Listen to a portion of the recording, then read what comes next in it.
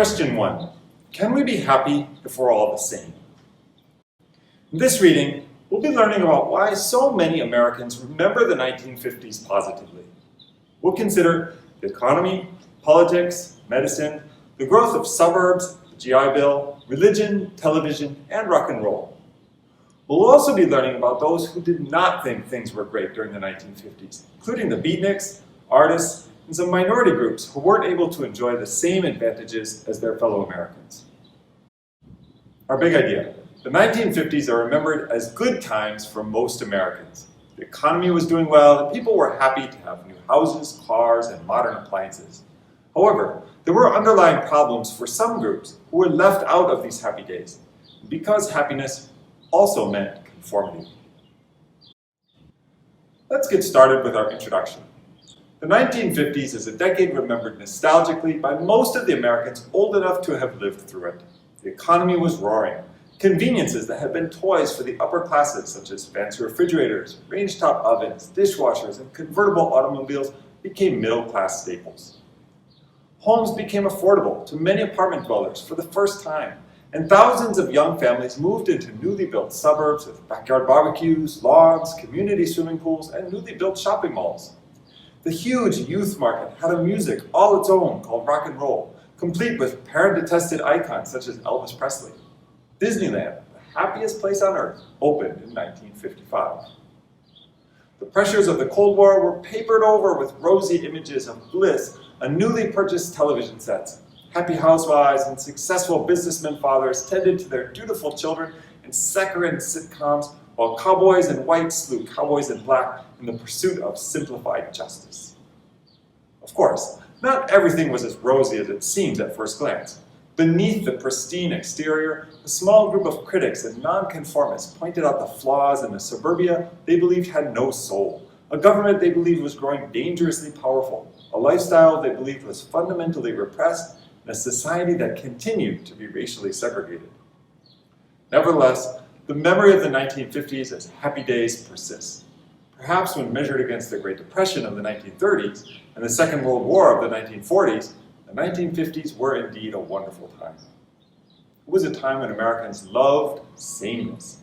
Instilled with the fear of communism, they sought to fit in rather than stand out. America could be kept safe if they simply enjoyed its bounty. In their effort to find material comfort, to live the life they saw on television, to work and play just like their neighbors, Americans sacrificed individuality for conformity. What do you think? Can we be happy if we're all the same? A booming economy. The years immediately following World War II witnessed stability and prosperity for many Americans. Increasing numbers of workers enjoyed high wages, larger houses, better schools, more automobiles, and home comforts like vacuum cleaners and washing machines, which made housework easier. Many inventions familiar today made their first appearance during the 1950s. Driven by a combination of factors, the economy grew dramatically in the years after World War II, expanding at a rate of 3.5% per year between 1945 and 1970. This dramatic growth was fueled in part by massive government spending on Cold War defense industries, but was also a result of increased consumer spending and home building. During this period, many incomes doubled in a generation, a phenomenon that economist Frank Levy described as upward mobility on a rocket ship. The substantial increase in average family income within a generation resulted in millions of office and factory workers being lifted into a growing middle class, enabling them to sustain a standard of living once considered reserved for the wealthy. As noted by economist Dion Zell, assembly line work paid well, while unionized factory jobs served as stepping stones to the middle class. By the end of the 1950s, 87% of all American families owned at least one television, 75% owned automobiles, and 60% owned homes. By then, blue-collar workers had become the most prolific buyers of many luxury goods and services. The economy of the 1950s was dramatically different from the economy of the 1930s and early 1940s. Children who saw their parents struggling through the Great Depression and had sacrificed during World War II found themselves surrounded by modern appliances and living in new homes. Their generation and their parents' generation could not have lived more different lives. The booming economy and technological changes brought a growing corporatization of the United States and the decline of smaller businesses, which were not as insulated from economic swings as larger corporations that had the resources to endure hard times. Newspapers declined in numbers and consolidated. The railroad industry, once one of the cornerstones of the economy and an immense and often scorned influence on national politics, also suffered from explosive automobile sales and the construction of the interstate highway system. By the end of the 1950s, it was well into decline, and by the 1970s became bankrupt, necessitating a federal government takeover. Smaller automobile manufacturers such as Nash, Studebaker, and Packard were unable to compete with the big three, General Motors, Ford, and Chrysler, in the new post-war world and gradually declined into oblivion. Technological developments greatly influenced the agricultural sector as well. Ammonia from plants built during World War II to make explosives became available for making fertilizers, leading to a permanent decline in fertilizer prices. The early 1950s was a peak period for tractor sales in the United States, as the few remaining horses and mules were phased out. The horsepower of farm machinery greatly increased. An effective cotton-picking machine was introduced in 1949. Research on plant breeding produced varieties of grain crops that could produce high yields with heavy fertilizer input. These advancements resulted in the Green Revolution that began in the 1940s. In general, farming followed the way of corporations as the industry became more concentrated and less varied. As productivity increased, so did consolidation. Small farms sold out to larger ones, leading to a reduction in the overall number of farms. Some of these former farm owners moved into towns or went to work for other farmers. Medical advances. Whereas the late 1800s had seen great works focused on collective health, such as the construction of sewer systems, the 1950s was a time when medical advances focused on individual health. For example, penicillin had been used during World War II for the first time on a wide scale, saving thousands of lives from infection. In 1948, Dr. Jonas Salk undertook a project funded by the National Foundation for Infantile Paralysis to address one of the most tragic diseases present in America at the time. Polio is a debilitating disease that induces paralysis, usually in the legs. It can be fatal, and those who do recover often suffer significant loss of mobility. President Franklin D. Roosevelt contracted polio when he was 39 and used a wheelchair for the rest of his life. Tragically, polio usually struck Americans as children or teenagers, just as they were their strongest. Salk saw an opportunity to extend his research project toward developing a polio vaccine and, together with the skilled research team he assembled, devoted himself to this work for the next 7 years. Over 1.8 million school children took part in the trial. When news of the vaccine's success was made public on April 12, 1955, Salk was hailed as a miracle worker, and the day nearly became a national holiday. All around the world, an immediate rush to vaccinate began. New technologies also revolutionized surgical procedures. The first open heart operation was performed on May 6, 1953, at Thomas Jefferson University Hospital in Philadelphia. The use of immunosuppressant drugs for the first time in the 1950s made organ transplants a viable option for the first time. Biotechnology also underwent rapid development. The antibiotic penicillin had been discovered in England in 1939 and had saved countless lives during World War II. The production of penicillin on a massive scale in the United States transformed the pharmaceutical industry. Instead of many local druggists providing medicines to customers they knew personally, medications were manufactured on a grand scale and then shipped across the country. Another advancement was the development of a simplified and less costly process for synthesizing cortisol, a key ingredient in many medications. Another important change that developed in the post-war decades was a shift in the way Americans paid for their health care. During World War II, the government set restrictions on wages. In order to attract workers, companies started offering incentives such as health insurance, and since that time, most Americans now receive their health care and coverage from their employers. political stability.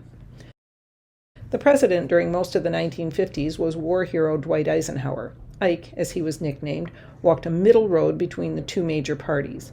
Unlike the Democrats before him, Eisenhower did not want to increase federal spending by creating more programs. Neither did he want to cut programs that his Democratic predecessor had enacted. This strategy, called modern republicanism, simultaneously restrained Democrats from expanding the New Deal while stopping conservative Republicans from reversing popular programs such as Social Security. As a result, no major reform initiatives emerged from a decade many would describe as politically dead. Perhaps freedom from controversy was the prize most American voters were seeking after World War II and the Korean War. The GI Bill. The Servicemen's Readjustment Act of 1944, known informally as the GI Bill, was a law that provided a range of benefits for returning World War II veterans.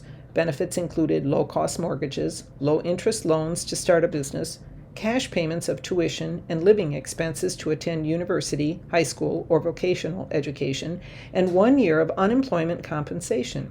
It was available to every veteran who had been on active duty during the war years for at least 90 days and had not been dishonorably discharged.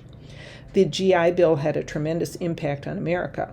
Over half of the World War II veterans benefited from educational benefits of the law, and by 1947, nearly half of college enrollments were veterans.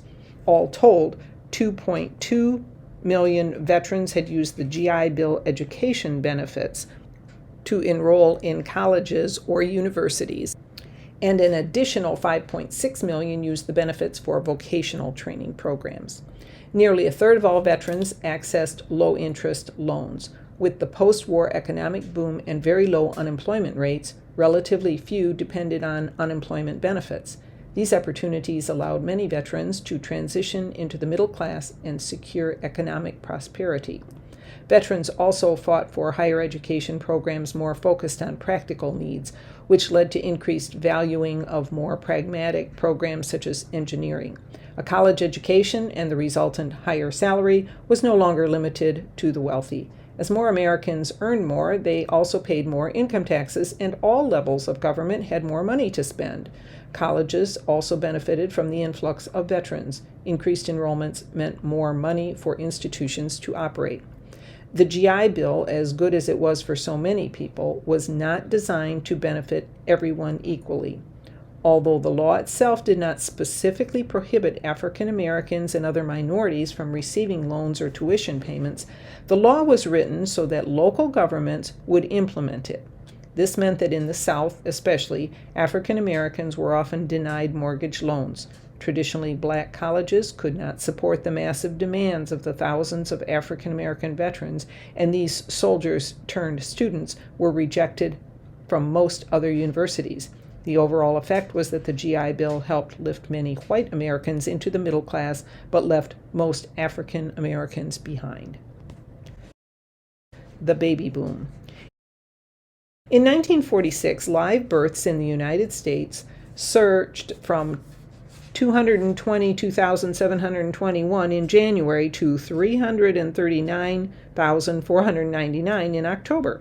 By the end of the 1940s, about 32 million babies had been born, compared with 24 million in the 1930s.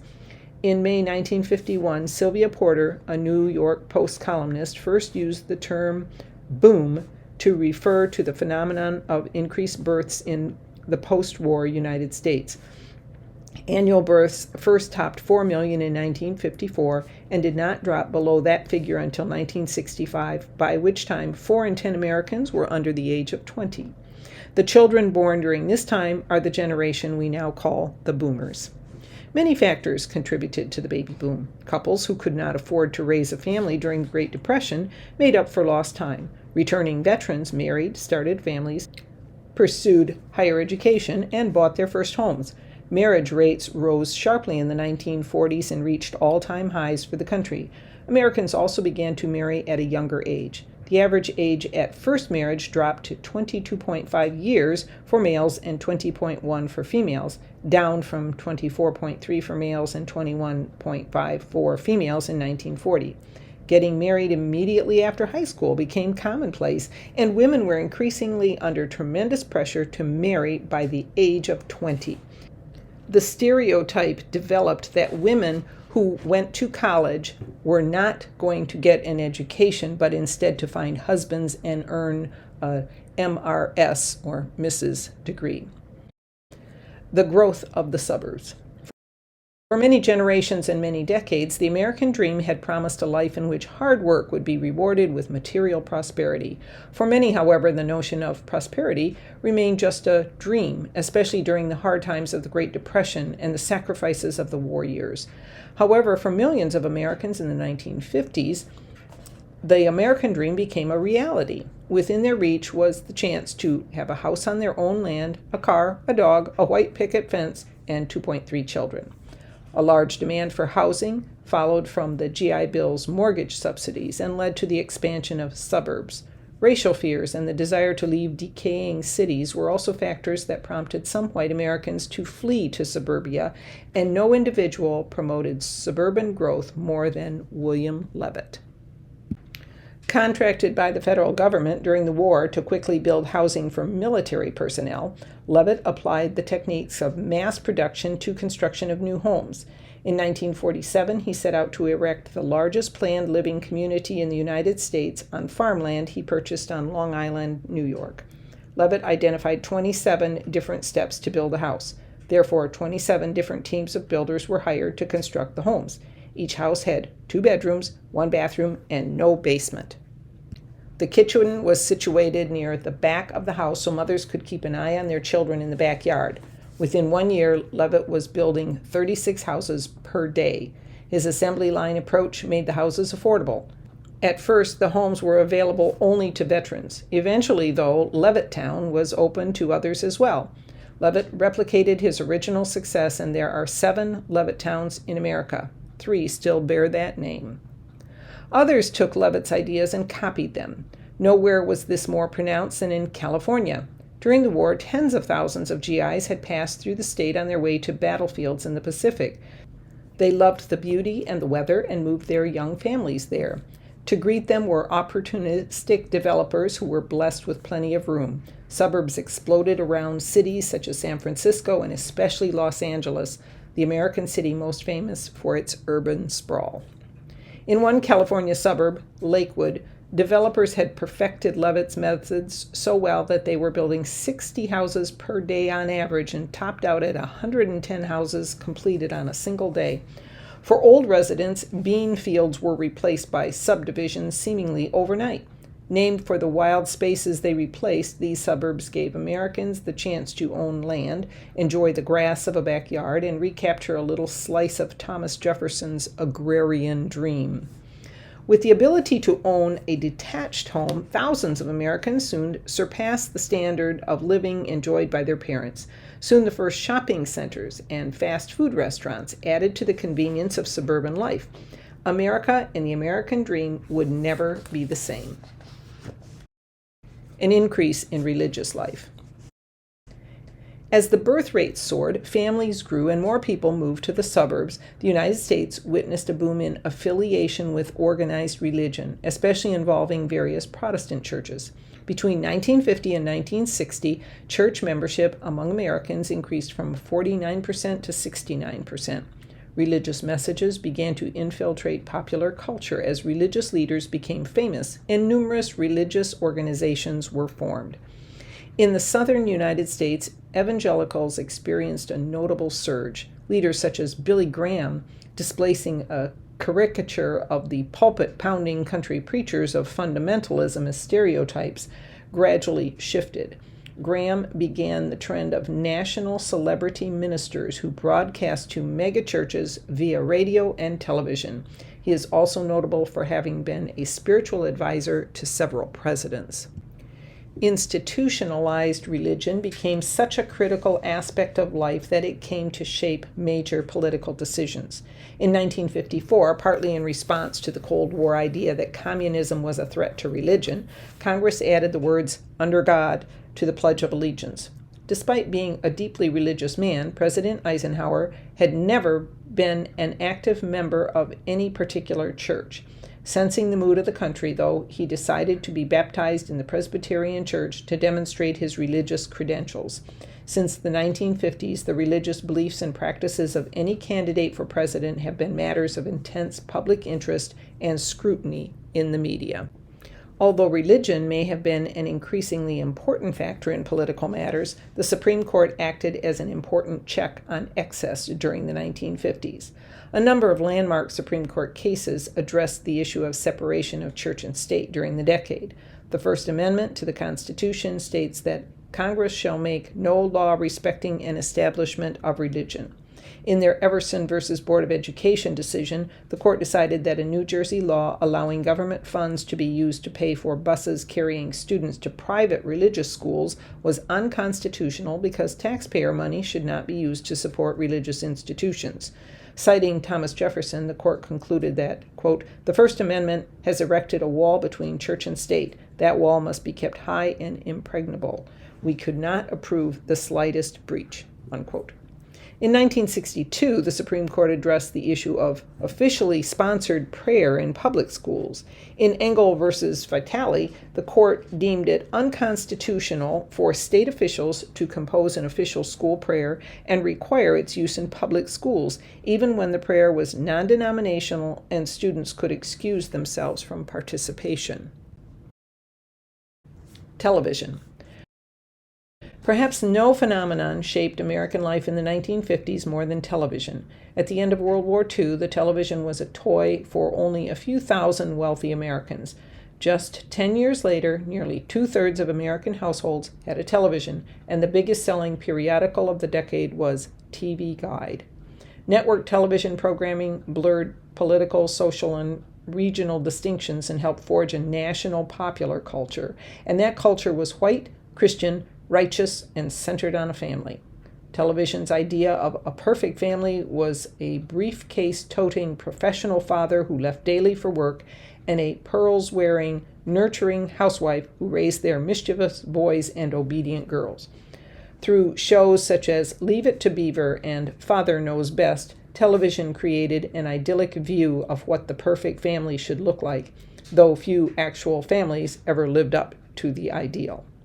Americans loved situation comedies, sitcoms. In the 1950s, I Love Lucy topped the rating chart. The show broke new ground by including a Cuban-American character, Ricky Ricardo, played by bandleader Desi Arnaz, and dealing with Lucy Ball's pregnancy, though Lucy was never filmed from the waist down while she was pregnant. America's fascination with the West was nothing new, but television brought Western heroes into American homes and turned that fascination into a love affair. Cowboys and lawmen such as Hopalong Cassidy, Wyatt Earp, and the Cisco Kid galloped across televisions every night. The Roy Rogers Show and Rin Tin Tin brought the West to children on Saturday mornings, and Davy Crockett's coonskin caps became popular fashion items. Long-running westerns such as Bonanza and Rawhide attracted viewers week after week. One western, Gunsmoke, ran for 20 years, longer than any other primetime drama in television history. If The Simpsons continues to be aired, it will break the record in 2019. At the decade's close, 30 westerns aired on primetime each week, and westerns occupied 7 spots on the Nielsen Top 10 television ratings.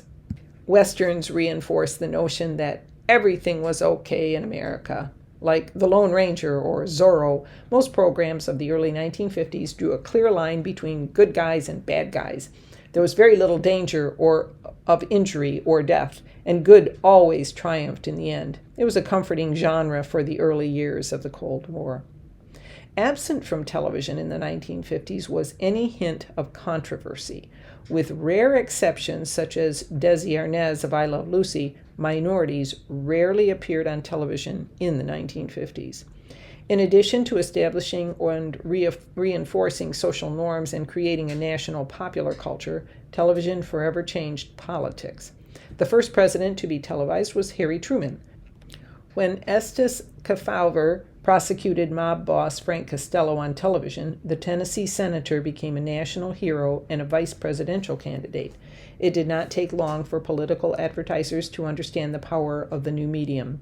Dwight Eisenhower's campaign staff generated sound bites.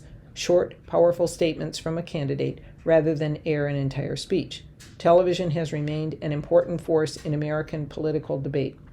In 2016, Donald Trump, a real estate broker and reality television star, won the presidency, in part because of his masterful use of television. Rock and roll. The roots of rock and roll lay in African American blues and gospel that had developed over centuries and became popular in the 1920s. As the Great Migration brought African Americans to the cities of the North, the sounds of rhythm and blues, or R&B, attracted white suburban teens. Due to segregation and racist attitudes, however, none of the greatest artists of the genre, who were all African American, could get much airplay on the radio. Disc jockey Alan Freed began a rhythm and blues show on a Cleveland radio station, and as his audience grew, he coined the term rock and roll. Early attempts by white artists to cover R&B songs resulted in weaker renditions that bled the heart and soul out of the originals. However, record producers saw the market potential and began to search for a white artist who could capture the African American sound. Sam Phillips, a record producer from Memphis, Tennessee, found the answer in Elvis Presley. With a deep Southern sound, pouty lips, and gyrating hips, Elvis took an old style and made it his own. From Memphis, the sound spread to other cities, and demand for Elvis records skyrocketed. Within 2 years, Elvis was the most popular name in the entertainment business and had earned the nickname the King of Rock and Roll. After the door to rock and roll acceptance was opened, African American performers such as Chuck Berry, Fats Domino, and Little Richard began to enjoy broad success as well. White performers such as Buddy Holly and Jerry Lee Lewis found artistic freedom and commercial success. Rock and roll sent shockwaves across America. A generation of young teenagers collectively rebelled against the big band music their parents loved. In general, the older generation loathed rock and roll. Teenagers found the syncopated backbeat rhythm especially suited to dance, which frightened their parents even more than the sounds emanating from their children's radios and record players. Dance parties became the rage, and American teens tuned into Dick Clark's American Bandstand to keep up on the latest dance and fashion styles. Appalled by the new dances the movement evoked, churches proclaimed it Satan's music. Frank Sinatra, a great American singer who had risen to fame during the big band era of the 1940s, said that rock and roll was, quote, the most brutal, ugly, degenerate, vicious form of expression. Lewd, sly, in plain fact, dirty, a rancid-smelling aphrodisiac, and the martial music of every sideburn delinquent on the face of the earth, unquote. Because rock and roll had grown out of African American musical styles, many middle-class whites thought it was tasteless. Rock and roll records were banned from radio stations and hundreds of schools, but the masses spoke louder than the morality police. When Elvis appeared on television on The Ed Sullivan Show, the show's ratings soared. America's baby boomers loved rock and roll, embraced it as the soundtrack of their generation, and this uniquely American musical creation went on to conquer the world. The excluded. The new prosperity that was the hallmark of the 1950s did not extend to everyone. Many Americans continued to live in poverty throughout the decade, especially older people and African Americans, the latter of whom continued to earn far less on average than their white counterparts in the 2 decades after World War II. Between 1/5 and 1/4 of the overall population could not survive on the income they earned. The older generation of Americans did not benefit as much from the post-war economic boom, especially as many had never recovered financially from the loss of their savings during the Great Depression and were too old to go back to work. Many blue-collar workers continued to live in poverty, with 30% of those employed in industry. Racial differences were staggering. In 1947, 60% of African American families lived below the poverty level, compared with 23% of white families. In 1968, 23% of American families lived below the poverty level, compared with 9% of white families. Immediately after the war, 12 million returning veterans were in need of work, and many could not find it. In addition, labor strikes rocked the nation, in some cases exacerbated by racial tensions due to African Americans having taken jobs during the war and now being faced with irate returning veterans who demanded that they step aside. The huge number of women employed in the workforce in the war were also rapidly cleared out to make room for men. In 1952, Ralph Ellison penned Invisible Man, which pinpointed American indifference to the plight of African Americans. "I am an invisible man," he wrote. "I am invisible, understand, simply because people refuse to see me." Ellison earned the National Book Award for his work, and Invisible Man continues to be ranked among the greatest novels in American literature. African Americans were not the only minorities to suffer hardship in the 1950s. Hispanic Americans languished in urban American barrios, and the Eisenhower administration responded with a program derisively named Operation Wetback, designed to deport millions of Mexican Americans.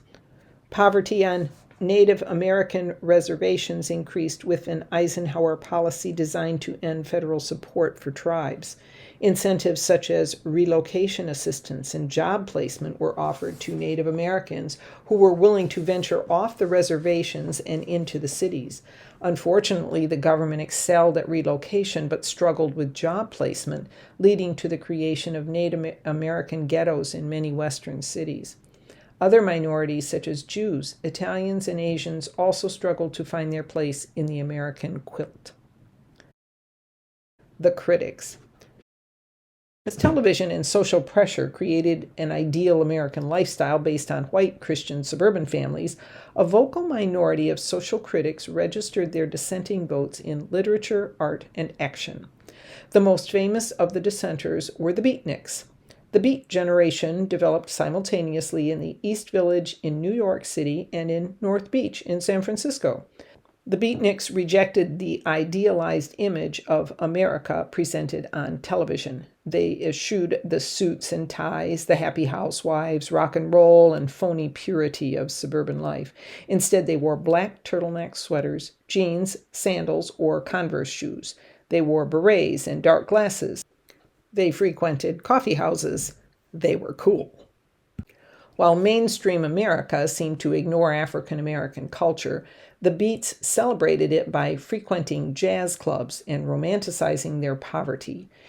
In an effort to find a new way of living, they used alcohol and drugs and experimented with new sexual lifestyles, foreshadowing the counterculture of the following decade. The Beatniks didn't like rock and roll, but rejected also the big band swing of their parents, which they thought had become too mainstream and too commercialized. They helped popularize bebop jazz, a new art form that was intimate, based on small quartets and quintets. Bebop emphasized improvisation, and talented soloists such as saxophonist John Coltrane and Charlie Parker, trumpeter Dizzy Gillespie, and pianists Thelonious Monk and Dave Brubeck promoted jazz. The Beatniks were not reformers. They believed that mainstream American culture was so corrupt that fixing it would be a lost cause. Like the transcendentalists of the 1820s and 1830s, they believed that only by separating completely could they find true meaning in life. Beatnik communities thrived in New York and San Francisco, but also sprung up in Venice, in Los Angeles, and the French Quarter in New Orleans. The driving force behind the Beat generation were its writers, and the writer who first defined what it meant to be beat was Allen Ginsberg. His poem, Howl, published in 1956, railed against the conformity of mainstream culture and celebrated the life of the Beatniks, who sought to live life as they pleased. Most shockingly, it described drug use and both heterosexual and homosexual sex at a time when homosexual sex was illegal in almost every state. As a result, the poem became the subject of an important court case. Copies of the poem were seized by authorities, and the owner of the bookstore that first sold him was arrested. The American Civil Liberties Union, ACLU, and numerous critics spoke in defense of the poem's literary value, and the judge hearing the case ruled that it had redeeming social importance, setting a precedent for freedom of speech. Another of the Beat generation's defining authors was Ginsberg's friend Jack Kerouac. His novel, On the Road, published in 1957, retells the wanderings of a young beatnik in search of what Kerouac describes as it, the essential meaning of life. stripped of social rules and obligations. The protagonist's journey echoes that of Huckleberry Finn in Mark Twain's classic. Like Twain, and especially like Henry David Thoreau a century before, Kerouac believed that only by cutting oneself off completely from the surrounding mainstream culture could a person truly live a meaningful life. Other writers of the Beat generation critiqued specific aspects of mainstream culture. The notion of the white-collar executive track male employee was condemned in fiction in Sloan Wilson's The Man in the Gray Flannel Suit, and in commentary in William White's The Organization Man. Economist Jack Kenneth Galbraith criticized old values in his book, The Affluent Society. Galbraith argued that happiness and education were more important measures of success than the output of goods and services. In his book, The City in History, Lewis Mumford described the ideal urban setting in which growth and planning were in harmony with the environment. His critique of the new suburbs and their artificial nature was harsh. He wrote that the suburbs served as an asylum for the preservation of illusion. Here, domesticity could prosper, oblivious of the pervasive regimentation beyond. This was not merely a child-centered environment, it was based on a childish view of the world, in which reality was sacrificed to the pleasure principle. Even singers tore into the sameness of the suburbs. In her song Little Boxes, Malvina Reynolds mocked suburban tract housing as little boxes of different colors, all made out of ticky-tacky, which all looked just the same. The booming post-war defense industry came under fire in C. Wright Mills' The Power Elite. Mills feared that an alliance between military leaders and munitions manufacturers held an unhealthy proportion of power that could ultimately endanger American democracy, a sentiment echoed by President Eisenhower in his farewell address. Even the life of teenagers growing up in the false happiness of suburbia was skewered in literature by J.D. Salinger in his novel The Catcher in the Rye. American painters also took shots at conformity. Edward Hopper, who had made a name for himself in earlier decades, combated the blissful images of television by showing an America full of loneliness and alienation. In New York City, painters broke with the conventions of Western art to create abstract expressionism, widely regarded as the most significant artistic movement ever to come out of America. Abstract expressionists such as William de Koenig, Hans Hofmann, Mark Rothko, and Jackson Pollock sought to express their subconscious and their dissatisfaction with post-war life through unique and innovative paintings. For them, the physical act of painting was almost as important as the work itself. Jackson Pollock gained fame through action painting, the act of pouring, dripping, and spattering the paint onto the canvas. Rothko covered his canvas with large rectangles, which he said conveyed basic human emotions. While the 1950s cinemas were mostly home to the typical Hollywood fare of westerns and romances, a handful of films shocked audiences by uncovering the dark side of America's youth. Marlon Brando played the leather-clad leader of a motorcycle gang that ransacked a small town in The Wild One. The film terrified adults but fascinated kids who emulated Brando's style. 1955 saw the release of Blackboard Jungle, a film about juvenile delinquency in an urban high school. It was the first major release to use a rock and roll soundtrack and was banned in many areas, both for its violent portrayal of high school life and its use of a multiracial cast of lead actors. Perhaps the most controversial and influential of these films is 1955's Rebel Without a Cause. Another film about teenage delinquency, Rebel was not set amid urban decay, but rather in an affluent suburb. Ironically, the film made it clear that the failure of those very families was to blame for the main character's troubles. Once again, parents were outraged, but the message could no longer be ignored. Juvenile delinquency was no longer a problem for the lower classes. It was lurking in the supposedly perfect suburbs. The film earned 3 Academy Award nominations and propelled James Dean to posthumous but eternal stardom. Perhaps ironically, the majority of the beatniks and critics of affluence and conformity were the same white middle-class Americans who were enjoying the nation's newfound prosperity the most. Lower classes, blue-collar workers, and minorities who had sacrificed during World War II to demonstrate their patriotism and prove that they deserved a place at America's table rejected the growing counterculture. For them, prosperity had finally arrived after generations of waiting, and they saw no reason not to embrace it. Although the beatniks and social critics of the 1950s would pave the way for a much larger counterculture movement in the next decade, they were a tiny fraction of Americans overall. Most of the new, prosperous, middle-class families were content to live out their days in the sameness of their suburban homes, try to enjoy happy days, and live up to the models of perfect families found on television. Conclusion. Despite what the critics may have said, most Americans were quite happy with their lives during the 1950s. New homes in the suburbs and the roaring economy gave them a chance to enjoy a life that had eluded their parents. For the first time in a long time, the basic needs of nearly every American were being met. At last, happiness seemed to have arrived.